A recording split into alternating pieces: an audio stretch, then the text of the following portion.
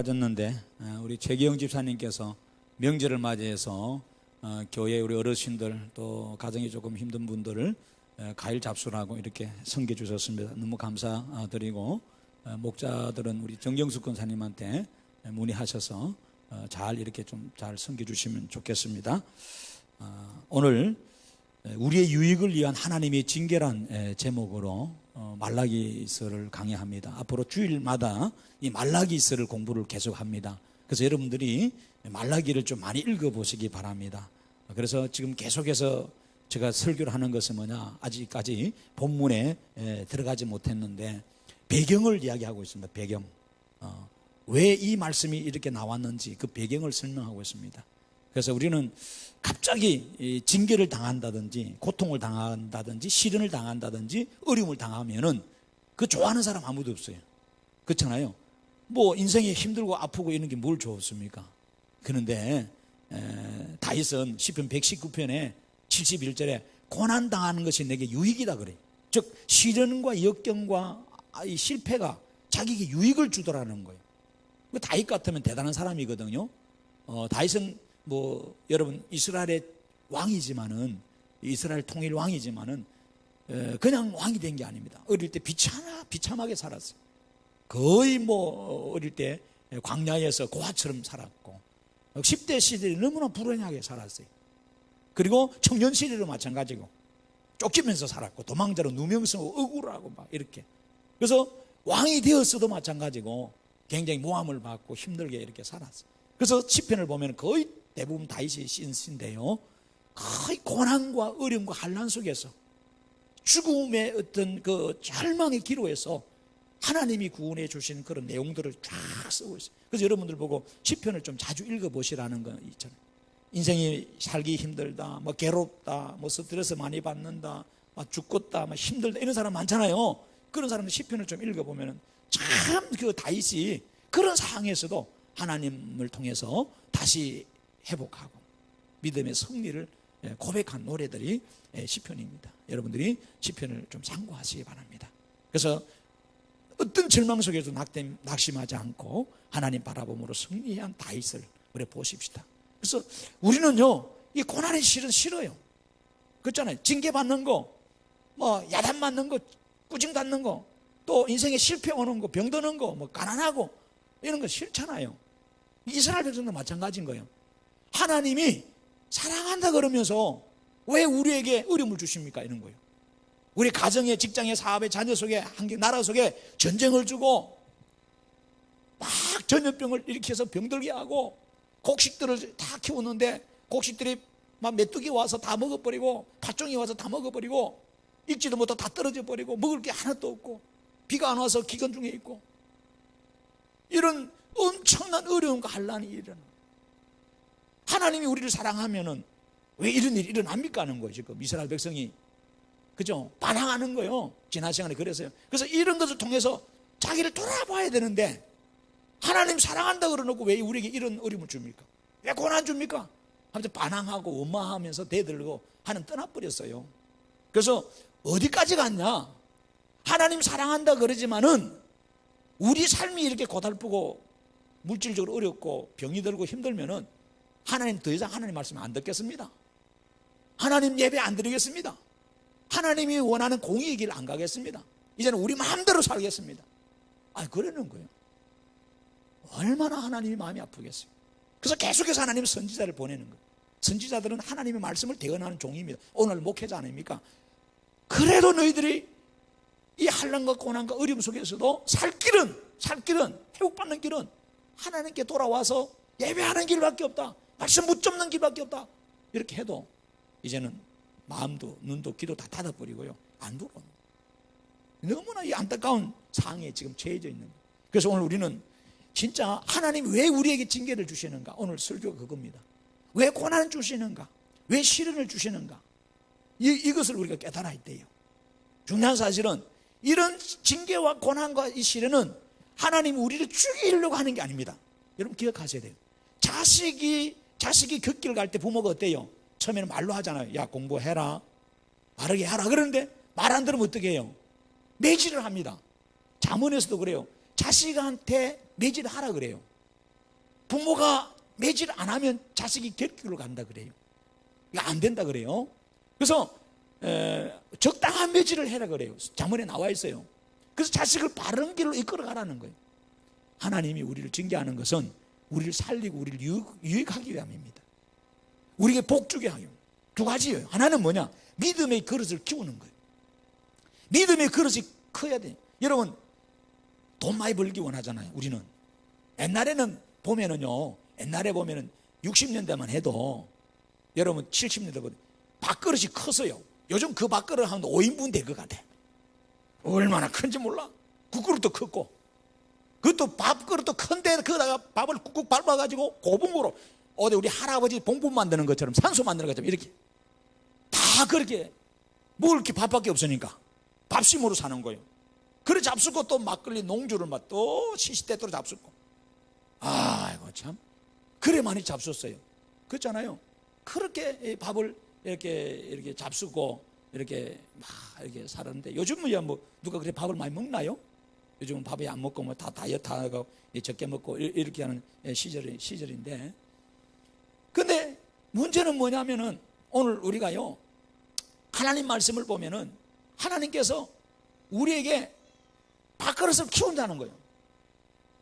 여러분 뭐 시골 사람들, 이게 시골에서 왔는지 도시에서 왔는지 딱 알려면요, 뭐 제가 뭐 이렇게 깎아내린다는 게 아닌데 뷔페집에 가면 알아요.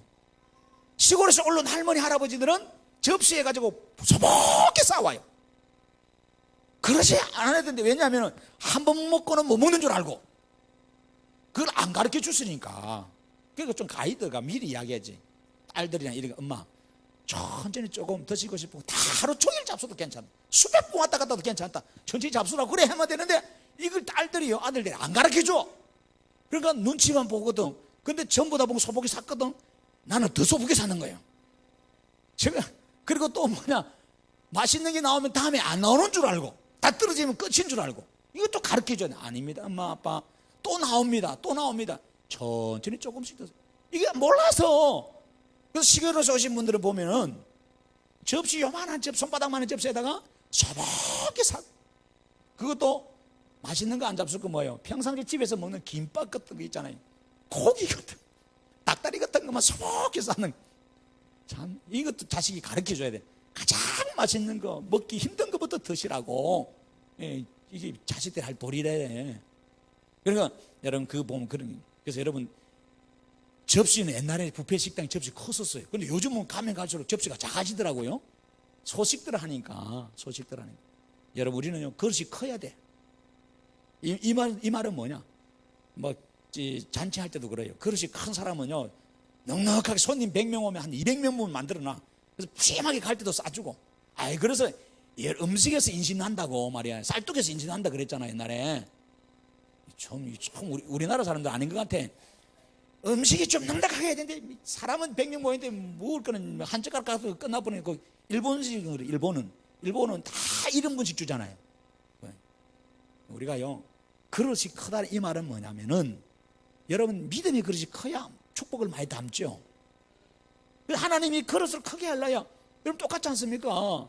여러분 보고 한국은행에서 다 각자 자루를 하나씩 가지고 오십시오. 그릇을 가지고 오십시오. 돈 담아 가십시오. 그러면 어떡해요? 큰 그릇 담으면 큰 거 많이 담아갈 거 아니에요. 작은 그릇 작업하게 못 들어가면 똑같은 거예요. 하나님이 우리의 믿음의 그릇을 크게 하는 거예요. 아시겠어요? 크게 하는 거예요. 그래서 크게 쓰시는 거예요. 그 다음에 축복의 지경을 넓히고 삶의 지경을 넓히는 거예요. 하나님. 우리가 이 동네에서 살고 있는 게 아니라 우리 활동 반경을 진짜 세계를 넓고 할 일은 많은 것처럼, 그러니까 유은미가 아니라 용인이 아니라 한국이 아니라 세계 글로벌 시대로 나가게 하려고 하나님이 그렇게 하시는 거예요. 할렐루야. 그래서 여러분 그 동네에서 그냥 자기만을 위해서 축구하는 사람들, 자기만을 뭐 예능하고 이렇게 하는 사람들은 괜찮아요, 마음대로 해도. 근데 나라에 발탁된 대표 선수들, 올림픽 나가도 월드컵 나가면 지 마음대로 하면 안 돼. 철저하게 감독한테 감독 지도받고 코치 받고 훈련 받고 말이에요, 연단 받고. 그래서 강인하게 여러분 기정을 업그레이드 시키잖아요. 그래야 국제 무대에 가서 서서 상 받을 수 있잖아요. 상 받으면 어떻게 돼요? 나라도 영광이지만 본인에게도 뭐예요? 영예가 된단 말이에요. 그렇잖아요. 그래서 하나님은 우리에게 이런 징계와 시련 이런 거는 처음에는 참 힘들어요. 그러나 우리의 유익을 위함이라는 것을 여러분 아셔야 돼. 이것만 알면은 신앙생활 잘 할 수 있어요. 그래서 갑자기 우리 앞에 환난과 어려움이 오면 자기를 돌아보세요. 그렇잖아요. 자기를 돌아보시란 말이에요. 내가 몸이 아프다든지 또 사업이 잘 안 되다든지 우리 자식의 직장이 잘 안 열린다든지 결혼이 잘 안 된다든지 뭔가 문제가 생기면은 우리를 돌아보자는 거예요. 이걸 통해서 하나님은 우리에게 더 큰 복을 주시려고 하는 그 사인을 주시고 있는 거거든요. 여러분, 우리나라 최초의 볼펜이 여러분 모나미 볼펜입니다. 모나미. 박정희 대통령 살아계실 때 1963년에 이렇게 우리가 무역 박람회를 이렇게 했는데 그때 모나미 볼펜 그 회장 송삼석 회장이 이 사람 예수를 잘 믿는 사람이요. 성경을 읽다가 어떻게 하면 어떤 사업을 해야 돈 벌까? 요한복음을 읽다가 볼펜을 만드는 아이디어를 얻었어요. 그래서 그때 볼펜이 우리나라는 안 썼단 말이에요. 그때는 볼펜이 없었어요. 그 볼펜 만들면 망한 거예요. 안 되는데 이름을 이제 모나미로 만들었어요. 모나미. 이 모나미라는 부르입니다. 부르인데 이건 나의 친구란 말이에요. 나의 친구. 근데 그 사람 의도는 나의 친구가 누구예요? 예수님이거든. 그런 의미가 깔려져 있어요. 그래서 모나미는 예수님 정갈로신을 만드는 거예요. 그래서 이 사람이 회사를 세우는 것도 선교하고 예수님 전하려고 한 거예요. 그래서 모나미 해놓고 옆에다 153이 나와요. 153이 나오잖아요. 여러분 모나미 볼펜 보면은 흰 거에 그게 뭐냐, 요한복음에 베드로가 디베레 바닷가에서 고기를 잡았더만은 말씀대로 순종해서 잡았다니까 153마리 큰 고기가 잡힌 거예요. 이거는 이제 하나님의 풍성한 약속의 성취 축복을 말하는 거예요. 그래서 모나미 153. 근데 만들었는데 이게 안 돼. 아무도 안 쓰는 거야. 그래서 안 돼가지고 공무원들한테 가가지고 무료로 막 나눠줬어요. 길거리에서도 막 나눠주고 쓰라고. 학교도 나눠줘. 근데 이게 좀 지나니까 막 진짜 세상 말로 대박이 터진 거예요. 잘 됐어요. 근데 사업이 잘 되다가 어느 날 공장에 불이 나는 거예요. 여러분, 하나님 복음 전가하고 선교하려고 했는데 왜 공장에 불이 나요? 쫄딱 망하게 된 거예요. 생각해 보세요. 우리가 감당할 수가 없어요. 이런 일을 당하면. 하나님 왜입니까? 왜 하필 나입니까? 사업 잘 가다가 한 방에 그냥 꼬꾸러지는. 그런데 그가요, 그릇 공장에 불 나고 나서 더 기도하게 돼. 그 사람, 그 회장님, 자기 집무실에 가면 꼭 액자 이름, 낙심하지 말고 하나님을 바라보라. 마음과 정성을 뜻을 다해서 하나님께 날마다 기도하라. 자기가 그 표를 걸어놓은 거예요. 날마다 기도. 낙심하지 않고 하나님 바라고. 그래서 하나님께서 그 징계를 통해서 이 사람 다시 세우는, 모나미 회사를 세우는.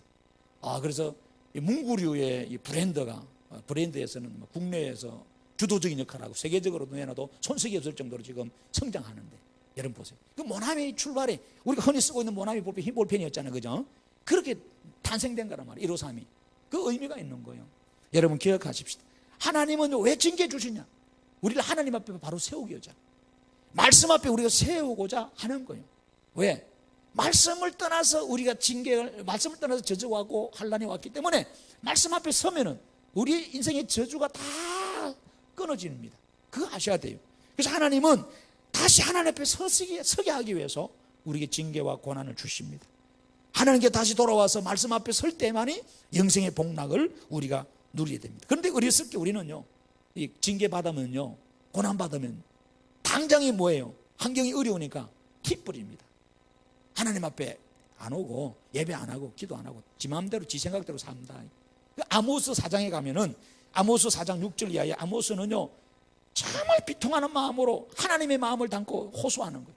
이스라엘 백성들이 말씀을 안 들으니까 하나님이 환난을 주셨어요. 네? 저들에게 양식이 없게 하게 하고 또 전염병을 주고 집들이 무너지고 자식이 전쟁에 가서 다 죽고 했는데도 하나님께 안 돌아오는 거예요. 네, 여러분, 우리는 고난을 통해서 하나님께 돌아가야 돼요. 하나님 앞에 말씀 앞에 돌아갈 때 우리가 살 수 있어요. 아모스 4장의 6절 보면 이런 말씀이, 너희 양식이 떨어지게 하여서나 너희가 내게로 돌아오지 않았다. 7절에는 피를 멈추게 했어요. 하나님 물을 안 줬단 말이에요. 물이 없으니까 사람들이 비틀거리고 갈증이 연속이 되니까 막 전부 다 가뭄 때문에 힘들어 죽는 거예요. 그래도 하나님께 안 돌아와요. 9절에는 곡식에 재앙을 내려버립니다. 농사를 아무리 잘 지으면 뭐합니까? 사과밭에, 여러분 배밭에, 포도밭에 아무리 농사가 잘 되면 뭐합니까? 추석 앞두고 출하려고 갑자기 하나님 태풍을 통해서 확 다 떨어지게 한다든지 까치가 와서 다 먹어버린, 메뚜기 다 먹어버린, 그 말이 이거예요. 그래서 깐풍의 재앙으로 하나님 쳐버리는 거예요. 팥중의 재앙으로 동산과 포도원과 무화과 나무와 감람나무를 다 먹게 합니다. 그래도 정신 차리고 돌아와야 되는데 안 돌아옵니다. 10절에 보니까 전염병을 주어가지고 백성들이 죽게 합니다. 그리고 우리 자식들, 청년들을 전쟁을 일으켜가지고 칼에 죽게 합니다. 그래서 온 동네가 사람 죽은 시체로 악취가 많이 나는데도 불구하고 이들이 하나님께 안 돌아오는 거예요. 11절에 성읍들이 무너뜨려집니다. 어떻게 무너뜨려집니까? 소돔 고모라처럼 폐가 되어버립니다. 다 집들이 무너지고 불타는데도 정신 차리지 못하고 안 돌아오는 거예요. 얼마나 가슴이 아픕니까? 그래서 예레미야는 예레미야 22장에 20절 이하에 23절 이런 말을 합니다. 너는 레바논에 올라 외치라. 바산에서 소리를 높이고 아바람에서 외치라. 이는 너를 사랑하는 자가 다 뭐했다? 멸망했다는 겁니다. 내가 평안할 때에 내가 내게 말하였으나 내 말이 나는 듣지 아니하리라 하였다는 겁니다. 하나님은 그래요. 우리가 평안할 때, 우리가 잘 될 때, 사업도 잘 되고 집에 아무 일 없을 때 평상시 하나님 말씀 잘 듣고 예배하면 얼마나 좋겠어요. 근데 안 된다는 거예요. 평안하면 꼭 딴짓하는 거예요. 그렇다면 고난을 줘도 그럼 바라냐? 그것도 안 된다는 거예요. 어려서부터 내 목소리를 청종하지 아니함이 내 습관이 됐다는 거예요. 야, 그런 거예요. 좋은 습관을 가져야 되는데 아예 부모 말 안 들으려고 빼딱선을 타는 거예요. 청개구리 근성이 있는 거예요, 우리한테. 그러면 안 된단 말이에요. 하나님 말씀을 듣고 사는데 그 말씀을 들으려고 하는 좋은 습관을 우리가 가져야 돼요. 그래서 말씀에 귀를 기울이라는 거예요. 여러분 성경 읽어보세요. 특별히 예수님께서 하신 말씀, 귀 있는 자는 들을지도 이 말을 많이 해요. 뭐 귀가 없어요? 다 귀가 있잖아요. 두 개나 달렸단 말이에요. 하나님이 잘 들으라는 거예요, 우리 보고. 근데 안 들은다. 안 듣는 영적인 귀를 가지라 이 말이에요. 여러분, 그래서 목자들이 바람에 다 살켜진다는 거예요. 즉 이 말은 뭐예요? 나중에 말씀을 들을 수 없는 날이 온다는 거예요. 너를 사랑하는 자들은 사로잡혀 간다는 겁니다. 반드시 내 모든 악 때문에 수치와 욕을 당한다는 겁니다. 여러분, 그래서 이들의 고통이 해산하는 여자의 고통이 있잖아요. 근데 애를 못 낳는 고통이. 여러분 보세요. 해산하는 여자가 애를 낳아야 되는데 애를 못 낳으면 어떻게 돼요? 애기도 죽고 산모도 죽는 거야. 그런 상황이 됐는데도, 그런 절박한 상황이 됐는데도 가만히 있어. 여러분 보세요. 우리가 조그만 몸이 아파도 어디 가요? 병원 가잖아요. 조그만 몸이 이상하면 약 먹잖아요. 그런 거는 잘하면서 어찌 하나님이 징계하고 고난 주는데도 하나님 안 찾고 기도 안 하고요. 이 전에 안 오는지 모르겠어요. 그래서 아모스도 그러고 예레미야도 그러고 이사야도 오늘 말라기도 답답해하는 거예요. 그래서 결국은 어때요? 하나님이 심판하시잖아요. 예레미야 25장에 가면은 너희들이 여호와김 왕 시대에 이제는 망한다. 바벨론이란 무시무시한 나라에 끌려가서 70년 동안 포로 생활하고 학대받고 짐승처럼 여러분 쇠사슬에 끌려서 산다. 그래서 성경이 그런 말을 했어요. 여러분 서울에 그 독산동 가면은 우시장이 있잖아요. 고깃간에 가면은 막 정육점에 돼지 한 마리, 뭐 소 통째로 막 머리 있는 거 잘라가지고 걸어놨잖아요. 너희들이 그런 쇠고리에 걸린다 이런 거예요. 그런 날이 온다는 거예요. 비참해지는 거예요. 비참해지는 거예요. 사람이 사람 되고 안 되고 짐승처럼 그런 날이 온다는데도 여러분 이들은 듣지도 않았습니다. 뭐냐면은 이런 말씀합니다. 내가 너희에게 꾸준히 일렀으나 너희가 순종하지 아니했다. 그러므로 여호와께서 모든 종 선지자를 너희에게 끊임없이 보냈는데, 하나님은 끊임없이 깨닫고 돌아오라고 종문을 보냈는데 너희는 뭐라 그래요? 순종하지 아니했다. 귀를 기울여 듣지도 아니했다. 각자가 속한 길로 악행을 버리고 돌아오라. 그리하면 나 여호와가 너희들을 살린다. 너희의 조상들에게 주고자 하는 땅을 주겠다는 겁니다. 하나님 복이에요. 그런데 안 돌아옵니다. 이사야 55장에 3절 보면은 뭐라 그래요? 너희는 귀를 기울이고 내게로 나와 들으라. 그리하면 뭐라 그래요? 너희 영혼이 산다는 거예요. 여러분 우리는요 맨날 밥만 먹고 돈만 치니까 밥만 먹고 돈만 많으면 좋겠지 이렇게 생각합니다. 아닙니다. 내 영혼이 살아야 됩니다. 이거는 교회만 가르쳐 주는 거예요. 세상에서 안 가르쳐 줘요. 세상 나가면은 처음부터 돈 많이 벌어, 밥 잘 먹어, 건강해라 소리밖에 안 해요. 출세해라, 집 사라, 땅 사라 이 소리밖에 안 해요. 교회 와야 영혼에 대해서 알려주는 겁니다. 사람은 영혼이 있습니다. 영혼이 죽으면 영혼이 떠나버려요. 그래서 영혼이 잘 돼야 육신도 잘 됩니다. 영혼이 강건해야 육신이 강건합니다. 왜 부자들이 자살합니까? 왜 스타들이 자살합니까? 여러분 생각해 보세요. 그들은 영혼을 다스리지 못해서 그래요. 오히려 돈 많은 사람들이, 출세한 사람들이, 인기 있는 사람들이 우울증 걸려서 지난번에 얘기했잖아요. 신경감염증 약 더 많이 먹고 있다고. 정신병원에 더 들락날락하고 있단 말이에요. 왜 그러냐? 영혼을 다스리지 못해서 그런 거예요. 여러분 이사야서 1장에 보면 4절에 보면 이하에 하나님께서 이스라엘 백성의 현 상태를 딱 보면, 여러분 우리가 몸이 좀 아파가지고 좀 이상이 있는 거야. 소화도 잘 안 되고 또 이상해. 그럼 병원에 딱 가니까 의사가 의사 인상이 막 노래죠. 이제까지 뭐 하다가 지금 왔냐고. 이 사람아 보니까 이 상태가 심각해. 근데 지는요, 에이 괜찮아요, 뭐 밥 잘 먹고 잠 잘 자고 운동도 잘하고 걱정 없습니다. 그런 사람이 있단 말이에요. 그러지 마세요. 병원 갔으면 의사 말 들어야 되지 않아요? 의사가 MRI 찍어보고 진단해 보니까 당신 지금 이대로 놔두면 죽어. 에이 뭐 죽겠 죽어요. 야 이 새끼야, 3개월밖에 안 돼. 에? 그때 정신 차리는 거예요. 당신 3개월밖에 못 살아. 여러분 그래도 안 믿으려고 그래. 지금 영적인 말씀이 그렇단 말이에요. 이스라엘 백성이 곧 죽는데도 괜찮다 이거요. 그 이사야 1장 4절 보면 슬프다. 범죄한 나라요, 허물진 백성이요, 행악의 종자요, 행위가 부패한 자식이로다. 하나님이 슬프다는 거예요. 여러분 자식이 부모보다 먼저 죽는 거 얼마나 마음이 아파. 병들어 아파 죽고, 고통해서 죽고, 망해서 죽고, 얼마나 가슴이 아파요. 근데 그 죽는 걸 뻔히 보는 거, 망하는 걸 뻔히 보는 거, 하나님이 그거 얼마나 마음이 아프겠어요. 목사들은 그걸 보인단 말이에요. 그거 안단 말이에요. 집사님, 권사님 이렇게 가면 안 돼요. 성도는 이렇게 살면 안 돼요. 근데 그 길을 가는 거예요. 그러면 안타깝잖아요. 예배하고 기도하라 그러면 정신 바짝 차리고 해야 되는 거예요. 슬프다 이거예요. 행악의 종자고 행위가 부패한 자식이다. 뭐냐? 그들이 여호와를 버리며 이스라엘이 거룩한 일을 만물이 여겨서 멀리하고 떠나갔습니다. 너희가 어찌하여 매를 더 맞으려고 폐역을 거듭하느냐. 온 머리는 병들었다 그럽니다. 온 몸은 피곤하고 발바닥에서 머리까지 성한 곳이 한 곳도 없다는 거예요. 다 맞아 어디 터졌다는 거예요. 그리고 우리 집들은 다 불이 탔고. 이런 상황이 되면 정신 차려야 안 됩니까? 의사가 봐가지고 당신 머리부터 발까지 온전한 데 하나 없습니다. 정신 차리세요. 암이 퍼져가지고 온 장기에 다 지금 전이 됐습니다.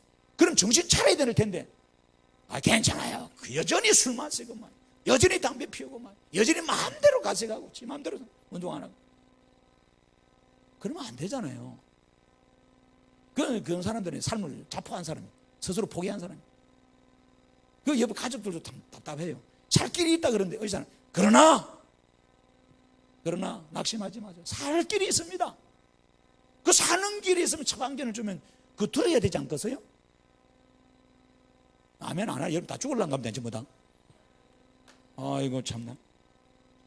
성경은 그래요. 죽은 사자보다 살아있는 개가 낫다고 잠언서 말하고 있습니다. 말했더니 그 말은 살 길이 있으면 살아야지. 가정이 화목하는 길이 있으면 화목해지는 길로 가야 되고, 자식이 잘 되는 길이 있으면 잘 되는 길로 가야 되고, 사업이 잘 되는 길이 있으면 잘 되는 길로 가야 되는 거예요. 그 길이 있는데도 불구하고 굳이 똥꼬집을 씌우면서 나는 망할 은사를 타고 났습니까? 왜 그래요? 그건 안 되잖아요. 그거는 역행이에요. 자식이 부모보다 먼저 죽는 것도 불효고, 자식이 공부 잘 못하는 것도 불효뿐만 아니라 백수건달로 노는 것도 불효고, 그렇잖아요. 늙어가지고 부모한테 돈 타 쓰는 것도 불효고, 지기술 못하는 것도 불효인 거예요. 정신 똑바로 차리고 살 길이 있다면 살아야 되지 않겠어요? 오늘 하나님이 그 말씀하는 거예요. 어찌해서 매를 더 맞으려고 너희들이 온 머리부터 발까지 내가 볼 때 딱 진단해 보니까 벌써 맛이 갔는데 쥐는 몰라. 나는 팔다가 모르지. 당연히 MRI도 없잖아 집에. 그렇잖아. 모르니까 그런 거예요. 그러니까 병원 가는 거예요. 우리는 그래서 조기 암이 병이 병을 키우는데 병들기 전에 막아라 이거예요. 하나님 돌아와야 돼요. 하나님께서 우리를 세워서 새롭게 하셔서 고쳐주셔서 온전케 하시려고 하는 거예요. 우리는 징계를 받고 이렇게 고난을 받으면 힘들지만, 그런데 이 징계와 이 고난은 우리 유익을 위함이라는 거 기억하세요. 신명기 8장이에요. 거기 보세요. 그 2절 보면은 뭐라 그러냐면, 내 하나님 여호와께서 40년 동안에 내게 광야길을 걷게 하신 걸 기억하라는 거예요. 여러분, 이 광야길은요, 저를 보세요. 길이 안 좋아요. 춥고 덥고 사람이 갈 곳이 못 돼. 먹을 것도 없고 마실 것도 없고 쉴 것도 없고 독축만 있고 정갈만 있고 더죽대만 있고요. 근데 하나님은 이 광야길을 우리가 가라 그래요. 광야길 걷기 진짜 힘들어요. 외롭고 고독하잖아요. 누가 좋아합니까? 그런데 광야길을 하나님이 걷게 했대. 왜 그러냐? 너를 낮추시며 너를 시험하사 내 마음이 어떠한지 그 명령을 지키는지 안 지키는지 본다는 거예요. 하나님이 이 광야길을 통해서 네 마음을 하나님 딱 테스트 한대요. 마음을 보겠다 이거예요. 그래서 하나님께서 뭐라 해요? 너를 낮추시며 너를 줄이게 하시며 너도 알지 못하던 내 조상들을 그 만나를 내게 먹이신 것은 사람이 떡으로 사는 것이 아니고 하나님 입에서 나오는 모든 말씀으로 사는 줄 내가 알게 하려 하심이라는 거예요. 하나님께서 우리를 예기치 않는 강야의 길에 세웁니다. 그렇잖아요. 그래서 길도 없고 양식도 없고 사방팔방 답답하게 만들어버립니다. 그래서 그 가운데서 낮춥니다, 우리를. 그리고 줄이게 하십니다. 사업이 망할 수도 있고 직장에서 진짜 잘려서 직장도 못 나가고 입에 풀칠도 못해서 힘들어하는 때가 있어요. 주머니 뒤집어짜면 먼지밖에 안 나오고 돈도 없고 막막할 때가 있어요. 몸은 만신창이 되고 돈이 있으니까 뭐 사람들 찾아오고 돈 떨어지니까 사람도 안 와. 오라는 사람도 없고 전화도 없고 전화하면 전부 다 전화 끊고 만나지도 안 하고 돈 빌려달라 그런 줄 알고 부담스러워가지고 그 참 힘든 거예요. 그러면 왜 그러느냐? 다른 게 아니에요. 사람이 살아가는 모든 능력이 내게 있는 것이 아니라는 걸 깨우쳐 주는 거예요. 우리는 내게 있는 것이라는 건 뭐예요? 이는 검은봉합니다. 사도행전 3장에 가면은 베드로와 요한이 구시 기도 시간에 성전에 기도하러 올라가요. 근데 성전, 요즘 말하면 교회전, 교회 앞에 여러분 거지가 있어요. 안전뱅이. 이 사람 걷지도 못해. 맨날 돈이나 얻고 빵이나 얻는 사람. 오늘도 돈 좀 주세요, 빵 좀 주세요 했는데 베드로가 뭐라고 해요? 네가 원하는 것은 내게 없는데 내게 있는 것으로 내게 준다는 거예요. 만약에 돈 준다든지 금 준다든지 빵을 주면 이 사람은 여전히 거지가 되고 여전히 안전뱅이가 되고 여전히 내일도 모레도 이 사람은 여기 앉아서 평생 거지 신세 못 면합니다. 세상 돈은 그럽니다. 여러분, 돈이 아무리 많아도 아무리 지식이 있어도 아무리 훌륭한 지위가 있고 건세가 있어도 여러분의 삶이 바뀌지가 않습니다. 안 바뀝니다. 절대 안 바뀝니다. 죄의 종로로 한다 이 말이에요. 멸망의 자식이란 말이에요. 단 베드로에게 있는 내게 있는 게 뭐예요? 그 복음이 예수님이잖아요. 예수 그리스도 이름 명하노니 일어나 걸어라. 그러니까 뭐예요? 그 안전병에 걸어놔 버려. 일어났어요. 일어나서 병에서 고침받은 거예요. 그리고 죄에서 구원받았어요. 가난에서 벗어날 수 있었단 말이에요. 이게 내게 있는 복음이에요. 복음. 말씀이란 말이에요. 그래서 하나님이 광야에서 하늘에서 만나를 줬단 말이에요. 만나는 우리 만나 주면 얼마나 좋아합니까? 여러분 보세요. 갑자기 하늘에 가는데 하늘에 문이 떡 열려서 하늘에서 돈부스러기 떨어지고 뭐 만나 떨어지면 놀래잖아요. 그런 표적이에요. 그런데 하나님 뭐라 그러냐? 그 만나 그 붙들고 살지 말라는 거예요. 만나가 아니고 뭐예요? 하나님 말씀이라는 거예요. 말씀 잡고 살면 너를 살려준다는 거예요. 여러분 그 사실을 깨달으시기 바랍니다. 우리를 광야 한복판에 세는 것은 죽이고자 하는 게 아니라는 거예요. 알겠죠? 여러분 이 사실을 꼭 기억하세요. 창세기 42장 가면요 1절 3절에 야곱 집에 큰 가뭄이 일어나요. 대기근이 일어나요. 대기근. 이 세계적인 불황입니다. 불경기가 일어났단 말이에요. 그래서 양식이 다 말라서 없어. 야곱의 가정에 하나님 복을 준다 그러죠. 창대하게 하고 뭐 굶주리지 않게 했는데 뭐 양식이 있어야지. 안 맞잖아요 말하고. 근데 대기근 때문에 이들이 어떻게 됩니까? 우리가 먹을 거 없고 돈 떨어지면 힘들잖아요. 근데 하나님이 돈 떨어지게 하고 먹을 거 없게 해가지고 하나님이 우리를요 전화위복시킵니다. 복되게 합니다. 왜? 이들이 먹을 게 없으니까 어디로 갔어요? 애굽 땅에 가게 되는 거예요. 양식 사러. 이게 하나님이 작품인 거예요. 이놈들이 돈 있을 때는 절대로 하나님 전에 안 옵니다. 돈 떨어지니까 누가 보면 15장 그러잖아요. 집 나가는 자식이 돈 떨어지니까 집에 가야 되겠다. 이제는 돈 떨어져서 아버지한테 그냥 염치 부르고 고개 팍 숙이고 아버지 잘못했습니다 하고. 왜? 나가면 고생이니까. 그래서 옛날에도 KT 선전에 집 나가면 개고생. 저는 처음에 그게 무슨 선전인지 몰랐어요. 우리 아파트 사는데 아파트에 누가 현수막 붙여놨냐. 집 나가면 개고생 써놨더라고. 뭐 저 사람이 무슨 저런 걸 현수막에 붙여놨냐. 알고 보니까 그 KT 선전하는 거예요. 그렇잖아요. 여러분, 집 나가면 고생이지. 근데 아버지 집에 오면은 먹을 거 많고, 누가 손가락질 안 하고, 내 집이니까 마음대로 편하게 살고. 그래서 여러분들 좀 제발 남편들이나 아내들 집에 들어오면요, 좀 편하게 해주세요. 옷 막 벗고 다 아무 때나 해도 방구 푹푹 끼고 이래도요, 내버려 두세요. 밖에서도 스트레스 받았는데 집에까지 와서 뭐 잔소리하고 돌아다니면서 일밖에 못하니까 남편들이 집에 안 있는 겁니다. 열받아서 집에 나가버려. 제 말 틀린 거 아닙니다. 아멘. 어복집사는 어디 가시노? 잔소리 하지 말고 좀 잡지 말아요. 편안하게 좀 자게 해줘요. 쉬게 해주고. 뭐 말하겠어요? 집이 편안해야 돼요. 집에까지 들어왔는데 막 회사에서 스트레스 받았는데 집에까지 와서 달달달 볶아나면 이놈의 남편들 여편들 어디 가세요? 그 자식들이. 애들도 학교에서 얼마나 달달 볶이는지 몰라요. 학원에서도 달달 볶이잖아. 애들이 공부 때문에. 집에서 와서도 부모가 달달달 볶아. 애가 몇집입니까? 멸치볶음 하게. 그러지 마세요. 볶을 게 따로 있지. 그러지 마세요. 좀 편안하게 해주세요. 할렐루야. 그래서 이 야곱이 가난 때문에, 기근 때문에 어디로 갔냐? 어디로 갔어요? 애굽으로 간 거예요. 애굽으로 가서 누구 만납니까? 잃어버렸던 죽었던 아들 요셉 만납니다. 가난이 없어서는 절대로 못 만나. 하나님이 그 집, 그래서 살리잖아요. 요셉 때문에 살리잖아요. 요셉 때문에 번성케 하잖아요. 지금 당장 내 눈앞에 기근과 망함과 실패, 고난, 아픔, 이것은 지금 볼 때는 손해 갖고 이런데 결과가 다르게 나오잖아요. 이게 신앙입니다. 하나님 우리를 역전하시게 하신. 여러분 이 말씀을 은혜 받기를 원합니다. 꼭 기억하세요. 그래서 예레미야 29장의 11절에 14절 하나님 그럽니다. 여호와의 말씀이니라. 너희를 향한 나의 생각은 뭐라 그래요? 평안이요 장래 재앙이 아닙니다. 미래와 소망을 주는 것이라 그럽니다. 그러면서 하나님은 너는 내게 나 부르짖으라는 거예요. 그러면 내가 너희 기도를 들어주겠다. 나를 찾아라 그러면 만나주겠다는 거예요. 그러니까 여러분 우리가 재앙을 만나고 징계를 만나고 환난을 만나면은 하나님께 부르짖으세요. 이 부르짖고 기도하게 되면은 하나님 만나는 계기가 되고 전화위복의 계기가 돼요. 하나님 부르짖으면 하나님 만나준다 그랬잖아요. 오늘 여러분 그 사실을 꼭 기억하세요. 할렐루야. 사로잡혀갔던 나라에서 다 돌아오게 된, 잃어버린 것을 회복시켜준다고 하나님이 분명히 말씀했습니다. 하나님이 징계의 목적은 하나님의 땅에 다시 돌아오게 하는 거예요. 잃어버린 에덴이었습니다. 우리는 죄 때문에 복락의 땅을 잃어버렸어요. 그런데 그 잃어버린 땅을 회복시켜주고 누구 오셔서? 하나님 대신 예수님이 이 땅에 오셔서 나는 길이요 진리요 생명이 나를 믿으면 다시 찾을 수 있다.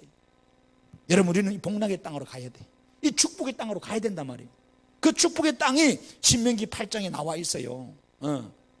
신명기 8장에 하나 기록할 때도 우리가 가야 할 천국, 그리고 우리가 가야 할 복락의 땅 가나안 땅, 그 가나안 땅 하나님 설명해놨다. 어떻게 하면? 신명기 8장 5절에 6절 보면은 너는 사람이 그 아들을 징계한 같이 내 하나님 여호와께서 너를 징계하는 줄 마음에 생각하고 뭐해라? 하나님 징계하면은 내 하나님 여호와의 명령을 지켜 그의 길을 따라가고 그를 경외하라 이거예요. 그런데 우리는 그래 안 한단 말이에요. 징계하면은, 하나님이 징계하면은 그 말씀을 듣고 그 길을 따라가고 고치고 하나님을 경외하면 되는데 우리는 좀만 어려우면 예배 안 나옵니다. 기도 안 합니다. 신앙생활 안 합니다. 만신창입니다. 오히려 술신한테 가서 바꿔서 마시고 술하고 놀고 맨날 세상길로 도박이나 하고 세상식으로 돌아다니고, 그래서 완전히 더 맞아가지고 폐인돼가지고 다 잃고 그래 돌아. 그러면 안 되니. 그런지도 왜 합니까? 신명기 8장의 7절에 보면 이런 말씀이 있습니다. 하나님이 내 하나님 여호와께서 너는 아름다운 땅에 이르게 하시는데 그곳은 어떤 땅이냐? 골짜기든지 산지든지 시내와 분천과 샘이 흐르고 밀과 보리의 소산지고 포도와 무화과와 석류와 감람나무와 꿀의 소산지가 되고 내 먹을 것에 모자람이 없고 내게 아무 부족함이 없는 땅이 있다는 거예요. 내게 아무 부족함이 없는 땅이라는, 모자람이 없는 땅을 하나님이 뭐한테 준다는 거예요. 우리 그 땅이 있다면 가야 되지 않겠어요? 그 땅을 얻어야 되지 않겠냔 말이에요. 하나님의 관심은요, 우리를 그 땅으로 이끌어가는 거예요. 그래서 이러려면 믿음이 있어야 되는 거예요. 근데 우리는 이 징계 때문에 믿음이 다 떨어집니다. 아무리 환난이 오고 고난이 오고 어려움이 오도 믿음만은 붙잡아야 돼. 할렐루야. 욥을 보세요. 지난 시간에 욥 이야기했죠. 모든 건 한순간에 욥은 자기 의지했던 거 다 잃어버려. 욥은 동방의 의인이고 부자였습니다. 한순간에 재물이 다 날아갔어요. 망했어요. 그리고 의지했던 자식, 아들 7명, 딸 3명이 있었는데 다 죽어버려. 한순간에 한날에 다 죽어버려요. 자기 그만둔 양떼들 소떼들 다 잃어버리고 종들 다 떠나버리고, 그리고 지 몸에 요즘 말로 하면 암이잖아요. 악창이 걸려가지고 죽는 거요. 이 정도 되면 우리는 원망하고 혀 깨물고 죽든지 이래. 지 마누라가 뭐 나가서 혀 깨물고 죽으라 그러잖아요. 하나님 원망하고. 욥은 자기가 의지했던 것이 아무것도 없었어요. 이제 다 날아가서 다 사라지고 다 떠나서. 그런데 성경을 보세요. 욥이 원망하지 않았다 그랬어요. 믿음만은 가지고 있었다. 하나님을 향한 믿음은 아직도 살아있었어요. 여러분 기억하셔야 돼요. 사단은 우리에게 교묘하게 물질인 문제나 건강 문제나 자녀 문제나 가정 문제를 줘가지고 다 떠나가게 하지만은 결국 믿음까지 떠나가게 하려고 사단이 그러거든요. 근데 실은 우리가 돈을 잃을지라도 건강을 잃을지라도 뭐예요? 믿음은 잃으면 안 돼. 왜? 이 믿음은 붙들고 있으면 뭐예요? 나머지 이런 거 다 회복하는 거야. 다 회복하는 거 마스터 키야 이게. 그래서 결국은 욥이 믿음을 붙잡고 일어서서 결국은 잃어버린 거 모든 걸 다 나중에 회복받잖아요. 그래서 나중에 복이 더 크잖아요. 할렐루야. 여러분 그 사실을 깨닫기를 주님은 축원합니다. 그래서 우리는요 믿음을 키우기 위해서 하나님은 하나님의 용광로에 꼭 우리를 들어가게 해요. 그 하나님의 용광로에 들어가서 뭐한다? 우리 믿음을 연단시킨다는 거예요. 아시겠죠? 우리 믿음을 연단시켜. 그럼 믿음이 커져야 돼. 정금 같은 믿음이 돼. 그래서 여러분 엘리바스가 욥이 고난당하니까 가서 위로해 주러 갔어요. 그 욥기 5장에 가면 이런 말 했어요. 17절 이하야. 볼지어다 하나님께 징계받는 자에게는 복이 있은지 너는 전능자의 징계를 업신여기지 말라는 겁니다. 우리가 하나님께 징계받는 게 복이 있대요. 하나님께 징계받을 때 업신여기지 마세요. 가볍게 여기지 말라는. 왜? 하나님은 아프게 하시다가 싸매시고 상하게 하시다가 그의 손으로 고치시나니 6가지 환난에서 너를 구원하시고 7가지 환난이라도 재앙에서 내게 미치지 않게 한다니. 하나님 건져주신다 이 말이에요. 그래서 욥기 23장의 10절에 욥이 그런 말을 했어요. 뭐냐? 그러나 내가 가는 길을 그가 아시나니 그가 나를 단련하신 후에는 내가 정금같이 되어 나오리라. 거기 3가지 이야기했잖아요 지난주에. 나의 가는 길을 하나님이 아신다요. 그리고 나를 하나님이 연단하신다. 연단의 목적이 뭐예요? 나를 정금 순금으로 만든다는 거예요. 가짜금 가지고 있으면 뭐 하겠어요? 14K 가지고 있으면 뭐 하겠냐 이 말이에요. 진짜 순금을 갖고 있어야지. 그게 값나가는 거 아니겠어요?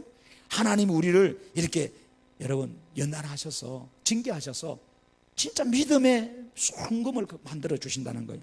이거 가져야 하나님 일을 할 수 있으니까. 이거 가져야 마귀를 물리칠 수 있으니까. 그래서 야고보 기자는요 시험 만나면 우리 보고 다 도망가라, 낙심하라, 절망하라, 불평하라 그러지 않습니다. 시험 만나거든 기쁘게 여기라 그래. 야고보 1장의 2절에서 4절까지 이런 말이 있습니다. 내 형제들아 너희가 여러 가지 시험을 당하거든. 여러 가지 시험입니다. 그 살다 보면요 여러 가지 시험은 얼마나 많이 당합니까? 그죠? 가정적에도 그렇고 뭐 부부 사이도 그렇고 부부 사이도 맨날 좋을 수는 없잖아요. 자기밖에 없다 그러놓고 다음 날은 평생 왼수가 되고 말이에요. 보기 싫다 그러고. 또 자식도 마찬가지고 또 교회 생활하는 것도 마찬가지고. 내 성령 충만할 수는 없잖아요. 내 성령 충만은 좋긴 좋은데 이 성령 충만 안 하고 막 사탄 충만해가지고 자기 생각 충만해가지고 다 어느 날 갑자기 목사도 미워지고 성도도 미워지고 막 성경도 미워지고 교도 가기 싫고 막 지 마음대로 살고 싶고.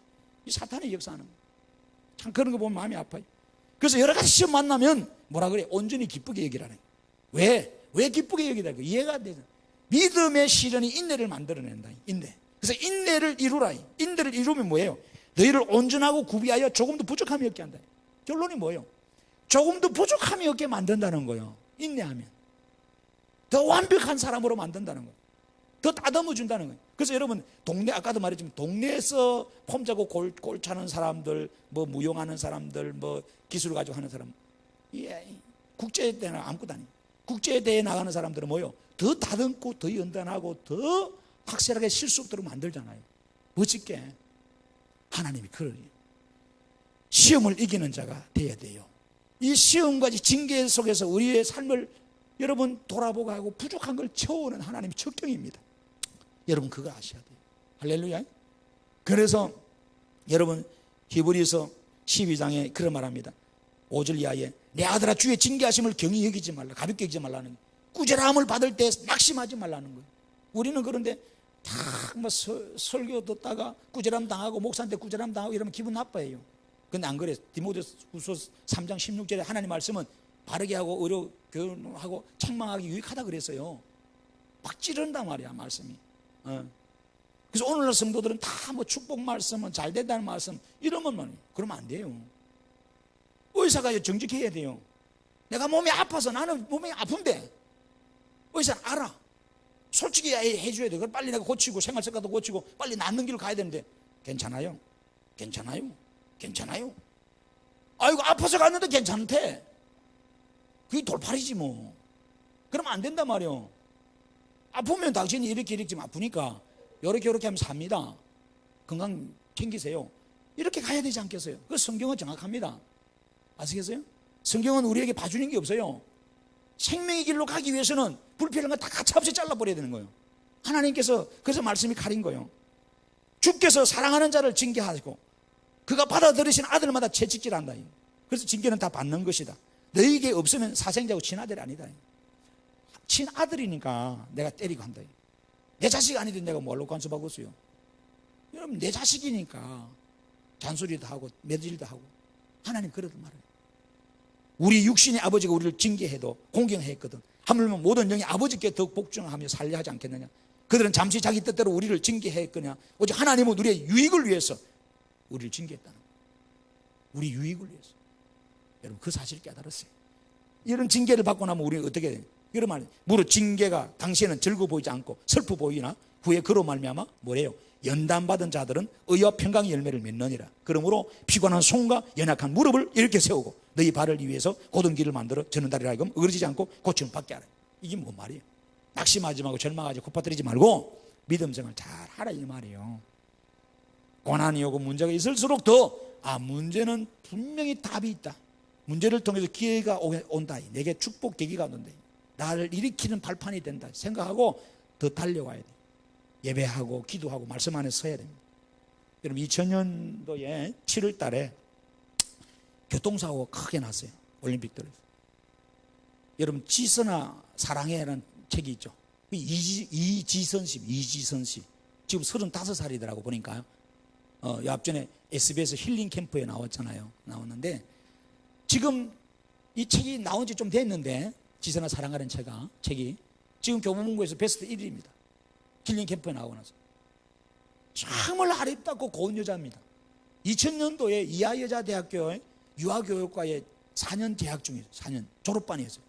근데 오빠하고 차 타고 오다가 갑자기 뒤에서 소주 15병 먹은 음주운전사 들이받아가지고 불이 났어. 차가 다 타버린 거예요. 그거 못 나오죠. 그 자리에서 사람들 다 죽은 줄 알았어. 온몸에 뭐 화상이 돼가지고 3도 화상이 돼. 그래서 33번 넘게 수술을 받았다. 지금까지. 그래서 사람을 완전 병원에서 10년 넘게 있으면서 미라처럼 똥똥똥 말아가지고 입만 살아가지고 입안에 엄마가 밥을 넣어주고 막 절망하지 않고 그러면서 중환자실에 있는데 18명 이상 사람들이 자기 앞에 죽어나가더라는 거예요. 여러분 우리 중환자실에 안 들어가 있어봐서 그렇지 들어갈 곳이 못 됩니다. 오늘 멀쩡했던 사람이 내일 죽어. 거기 있다 나도 죽겠어. 그래서 여러분들 저도 중환자실에 신방을 많이 가봅니다만 참 그래요. 그 마음을 우리가 읽을 수 있어요. 간절함이 살려고 하는 간절함이 있어요. 그 부분 느껴요. 이거는 거. 그런데 처음에는 왜 하필 우리 딸이고 하필 납니까? 그 사진 보니까요. 그 이지선 씨가 예쁘더라고요. 참 아리따워. 그것도 이하여자대학교 나왔고 대단하잖아요. 괜찮잖아요. 근데 그 젊은 나이에 막 한 방에 치버린 좀 낙심하고 절망했어요. 좌절했죠. 그런데 기도하면서 깨달음이 내가 너를 더 크게 쓸 거다. 내가 너를 통해서 더 크게 쓸 거다. 그 말을 듣고 그는 위로를 받고 힘을 얻어요. 그래서 여러분 이하여자대학교에 나와서 뭐 유아교육과 해가지고 유치원 원장 되고 뭐 얼굴 빤빤하게 생겨 좋은 남편 만났으면 그렇게 복음 증거. 지금은 뭐 교회들마다 전 세계 다니면서 이 복음 증거하고 이제 TV까지 나와서 증거하고 지 책이 다 팔리고 하나님 영광 돌리고 얼마나 멋있겠습니까? 얼마나 멋있겠어요.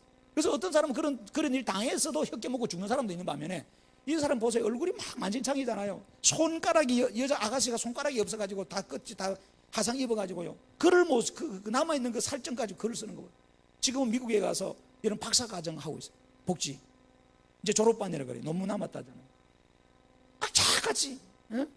그런 절망 속에서 불평원망해야 되는데도 자기는 지금 행복하다는 거예요. 그래서 물어봤잖아요. 진짜 행복합니까? 진짜 행복하다는 거예요. 어? 거짓말 아니더라고요. 어? 여러분 한번 생각해봐요. 입장 바꿔놓고. 고난이 거의 유일한, 하나님이 그때 내 기도 들어준다. 더 크게 쓴다는 그 말 붙들고 기도하니까 하나님이 그 수많은 수술 속에 몇 번 죽으려고 했다잖아요. 사는 것보다 죽는 게 더 나으니까. 그런데도 고난을 시험을 이겼어요. 여러분 기억하세요. 하나님이 여러분에게 고난 주고 어려움 주는 것은 여러분을 살리기 위함입니다. 살리기 위함입니다. 병원에서 의사가 수술하는 것은 살리기 위함이지 죽이려고 하는 거 아닙니다. 하나님께서 말씀으로 우리를 수술해서 살리는. 그래서 여러분 집안에 어려움이 없고 뭐 먹을 게 힘들고 병이 들고 막 이러면은요, 이거 내가 재수 없었다 이런 소리 하지 말고 정신 차리고 새벽기도 나오고 말씀 붙들고 예배하고 말씀 안에 서세요. 서면은 하나님께서 잃어버린 데를 회복한단 말이에요. 때를 기다리세요. 인내하면서. 할렐루야. 원망불평하지 말고 기도하십시다. 하나님 고맙습니다. 저희들 이런 지성과